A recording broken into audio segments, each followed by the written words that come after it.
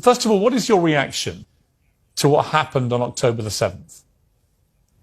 Oh, it was terrible, of course. I mean, we kind of get our news kind of also secondhand because, you know, my wife's family, they live in Gaza. They have cousins and uncles there, and their house also was bombed. We haven't been able to communicate with them for the past 3 days. Communication are lost. So we don't know actually what is the, how are they doing, but, you know, we're used to that. I mean, it's just like, it's very repetitive. We're used to that. We're used to them being bombed every time and moving from one place to the other. You know, it's just like those Palestinians, they're very dramatic. Israel killing us. But they never die. I mean, they always come back. You know, they're very difficult to kill, very difficult people to kill. I know because I'm married to one. I tried many times, couldn't kill her.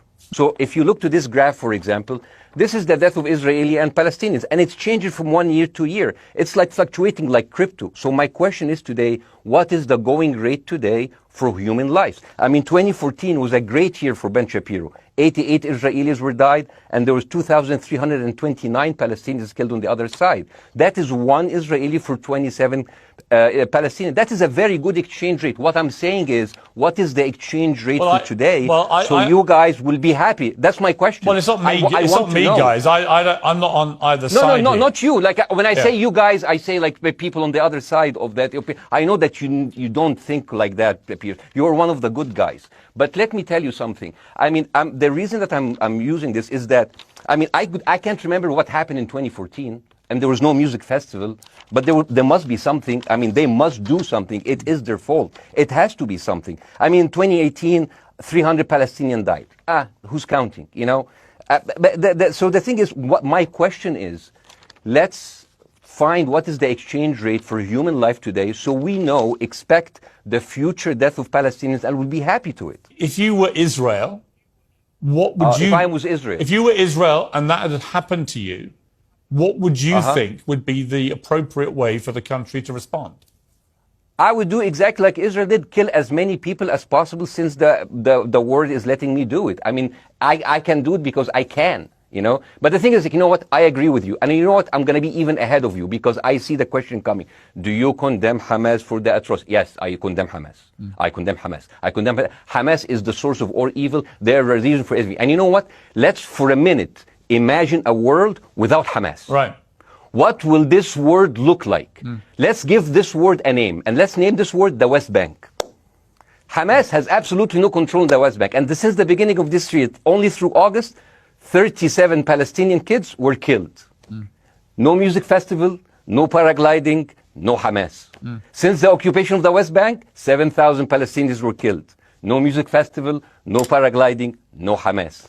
I can go on and on and on and on. No, but you don't need to. The thing is, it is not like something new. I mean, I look at history and I see, I'm sorry to say this, but Westerners has always dealt like this with indigenous people. You first treated them like savages, you know, Native American, First Nation, Aboriginal. They're savages. Kill all the savages. And then when they're almost extinct, you start feeling sorry for them, you know, like animals.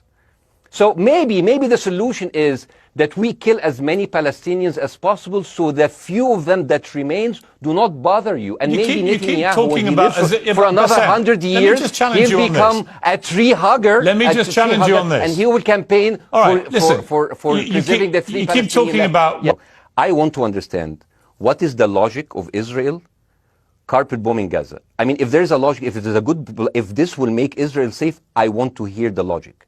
So if they continue bombing, what are they hoping to achieve? Well, I think we know what their stated aim is. Their stated aim is to eradicate and wipe out Hamas. They believe Hamas are living predominantly in northern Gaza. They also are aware they're living amongst civilians. So it's an incredibly difficult thing. As I said in my monologue, you know, it is very, very difficult to see how they do this without massive collateral damage.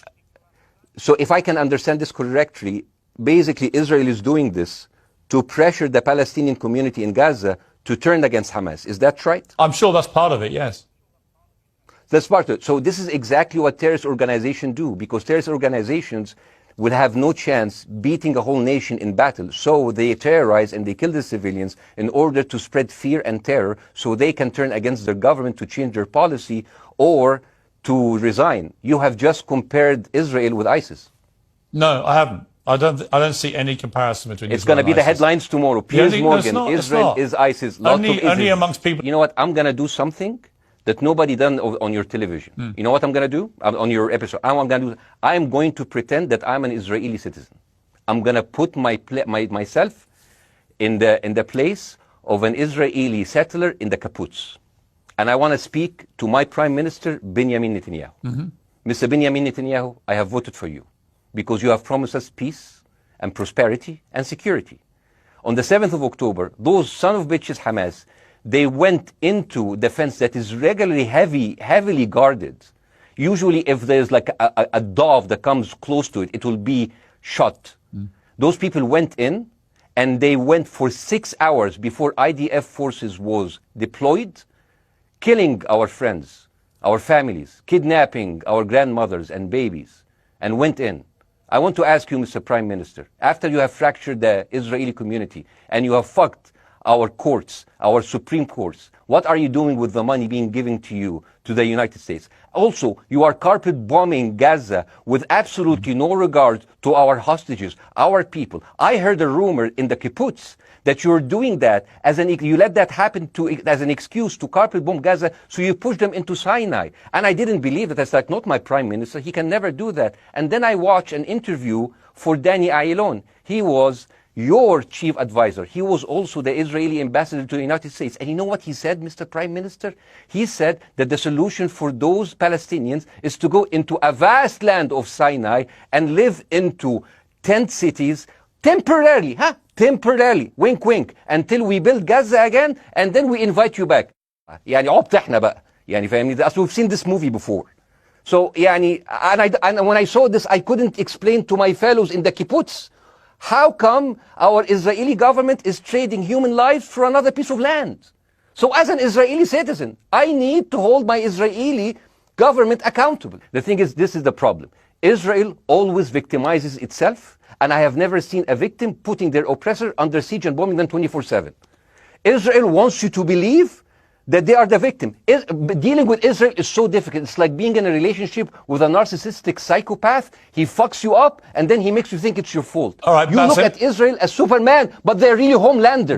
Wallahi, they are like they are shooting fish in a barrel, and they are annoyed with the splashes. The question is, how can you justify the killing in the West Bank where Hamas does not exist? And if the disproportionate response during over all of these years have actually worked, what will be new this time that did not happen before? I just want to. That was my question. Okay, that was my question. I'm gonna. Okay. So now, if I ask the question, can I say something on my side? Well, Bassem, with respect, a little bit personal. Bassem, with respect, I gave you half the show to have your side. Jeremy's had a lot less time. I'm going to have to. You want me to leave? Bassem, I'm going to have to let you go because we've been on there with you for 40 minutes. Okay. Now, bye bye. Right? But listen, bye. I would like to talk to you again, and thank you for joining the program. I appreciate it. Oh, by the way, my wife's family is all right, and they sent us a house. It's bombed. It's beautiful. It's going to be a good like Halloween theme. So well, I'm very sorry for what your family are going through in Gaza, and I mean that very sincerely. By the way, I don't know. I don't know I don't know him. By the way, I haven't actually met them. They didn't even come to my wedding. They couldn't because they are stuck in Gaza, and she never saw them because Gaza is not a destination. Bassem, as I say, we hear their voices, and it's they die. It's fine. It's fine. Bassem, I wish your family all the very best. Thank you for joining me. I appreciate it. I don't. Thank you.